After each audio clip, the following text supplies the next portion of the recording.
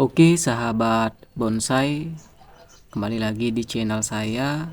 Jadi pada video kali ini saya akan berbagi pengalaman yang saya sudah terapkan terkait program bonsai dari bibit. Tentunya dengan tetap mempertahankan proses tahapan yang matang.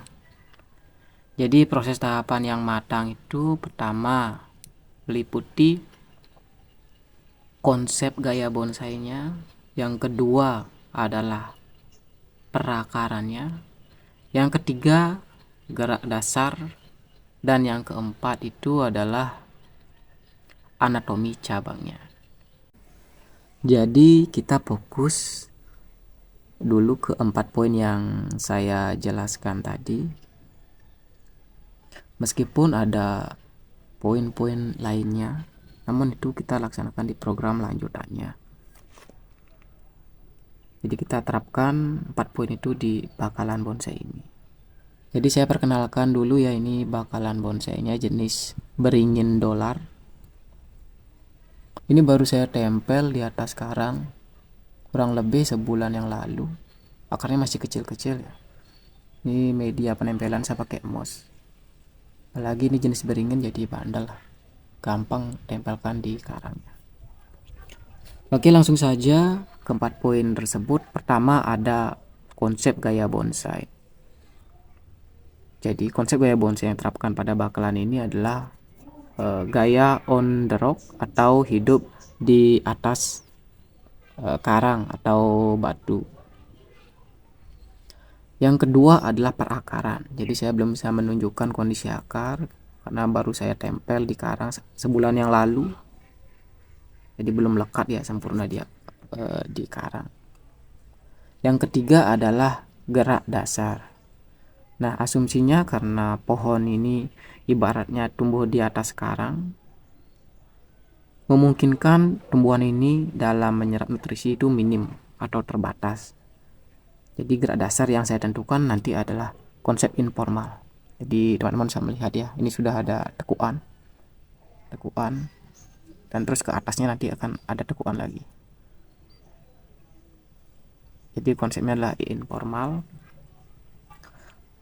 Dan yang keempat, anatomi cabang. Nah, sekarang kita itu adalah praktekkan yang anatomi cabangnya. Jadi jika teman-teman mempunyai bahan yang seperti ini, banyak titik tumbuh tunas baru. Nah, untuk menerapkan poin yang keempat itu anatomi cabang, teman-teman jangan sampai tergiur ya, terpancing malah menggunakan seluruh tunas ini menjadi cabang agar bonsainya cepat jadi.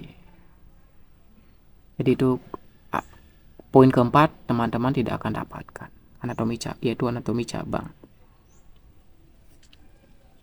Jadi kita harus seleksi ya, mana itu cabang pertama, cabang kedua, dan cabang-cabang lanjutannya. Asumsinya dalam anatomi cabang pertama harusnya memiliki ukuran yang lebih besar daripada cabang kedua dan cabang-cabang selanjutnya. Itulah anatomi cabang ya. Jadi kita tidak bisa menggunakan seluruh tunas ini menjadi cabang. Nanti kesan bonsainya itu kurang enak dipandang. Apalagi ada tunas-tunas yang emang tumbuh di depan atau menutupi gerak dasar. Jadi kita harus buang. Oke, langsung saja ya kita praktekkan poin keempat, yaitu anatomi cabang. Jadi teman-teman atau sahabat bonsai bisa melihat ya, ini banyak tunas baru. Jadi tunas yang sini di depan ini kita buang dulu ya. Kita buang dulu karena menutupi gerak dasarnya. Oke. Terus jadi cabang yang pertama saya gunakan adalah yang ini. Maaf teman-teman. Nah, yang ini saya gunakan sebagai cabang pertama. Jadi kita los dulu biar cepat ukurannya besar. Dan calon cabang kedua yang kita gunakan, jadi tidak mungkin ini ya, tidak mungkin ini teman-teman. atau sahabat bonsai. Jadi karena menutupi gerak dasarnya ya, jadi kurang enak lah kalau kita pakai yang itu. Jadi lagi pula posisinya itu sejajar ya, sejajar, kurang enak kalau dipandang kalau cabang pertama cabang kedua posisinya sejajar, tidak kelihatan tahapannya. Jadi kita buang ini ya. Oke, sudah kita hilangkan. Jadi calon cabang kedua yang kita gunakan adalah yang ini, karena ada jarak ya, ada jarak ke atas sampai dengan ukuran cabang batang kedua. Ini ada jaraknya antar cabang pertama dan cabang kedua, ada jaraknya, jadi lebih enak. Jadi yang di sini kita buang juga di atas ini, kita buang. Udah. Dan calon batang terusannya yang kita gunakan adalah yang di belakang, yang di sini, yang di belakangnya, karena kita membuat bonsai dengan proses tahapan yang matang. Jadi kita menggunakan sistem cutting. Nanti cabang pertama sudah gede ukurannya, maksimal setengah ukuran batang ya, setengah batang. Baru kita membuat cabang kedua dan calon batang terusan. Jadi ini kita pakai calon batang terusan ke belakang biar bisa posisinya lebih meliuk, lebih bertekuk maksudnya. Gerak dasar informalnya biar lebih dapat, lebih ketekuk. Jadi ini kita pakai. Jadi yang belakang kita pangkas ya. Saya geser dulu.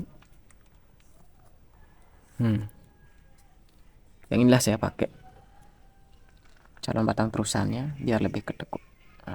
Yuk. Dia yang di bawahnya kita buang dulu nih ya, agar nutrisinya kita fokus ke cabang-cabang yang kita gunakan. Ini juga kita buang. Udah.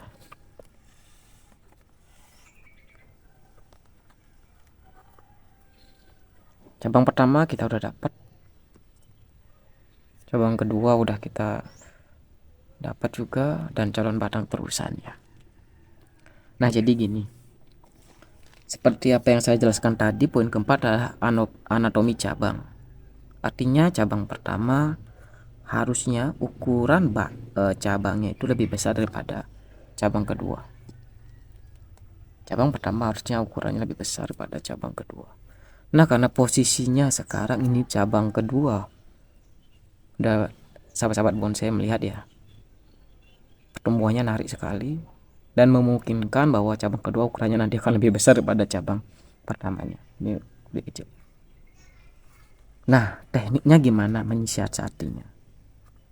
Jadi kita harus buang dulu ya. Jadi kita buang dulu cabang keduanya. Nanti kita hidupkan lagi atau aktifkan lagi lah istilahnya.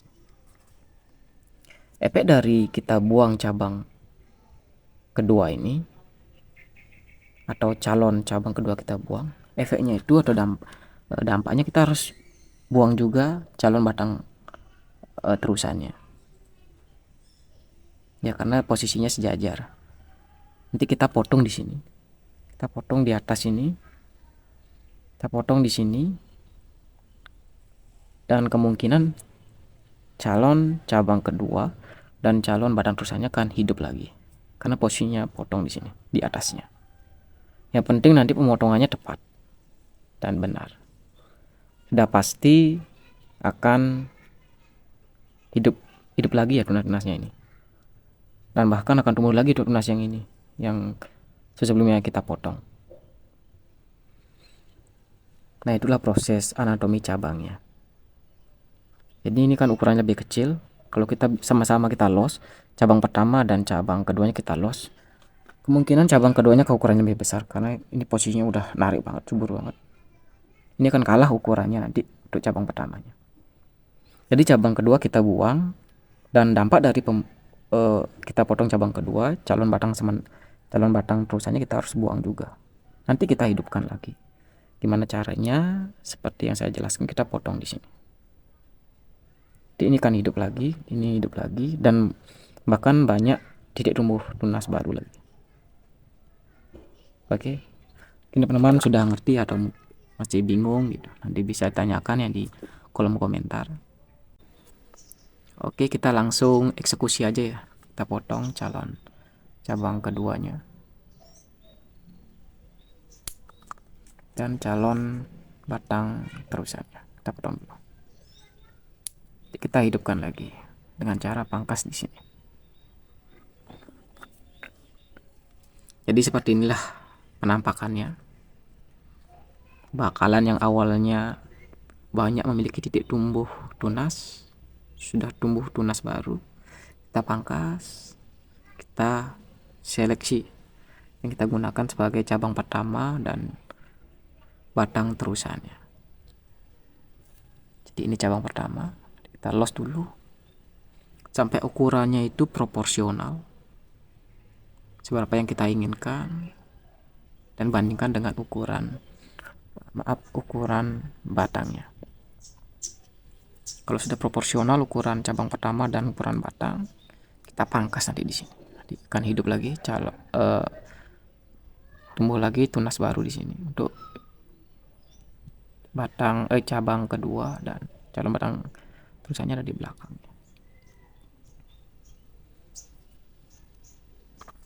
Jadi kita los dulu ini ya, yang di atas ini kita los dulu, biarkan dulu tinggi agar menarik akarnya, itu pertumbuhan akarnya biar lebih kuat juga nempel di karang.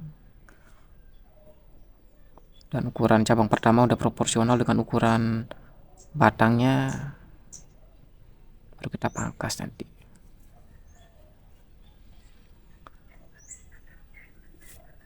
Oke, demikian informasi ya, atau teknik atau pengalaman saya yang saya gunakan dalam hal memprogram bonsai dari bibit. Apabila sahabat bonsai memiliki saran atau teknik yang lebih bagus lagi, silakan ya saling berbagi di kolom komentar, namun tetap dengan bahasa yang sopan dan santun.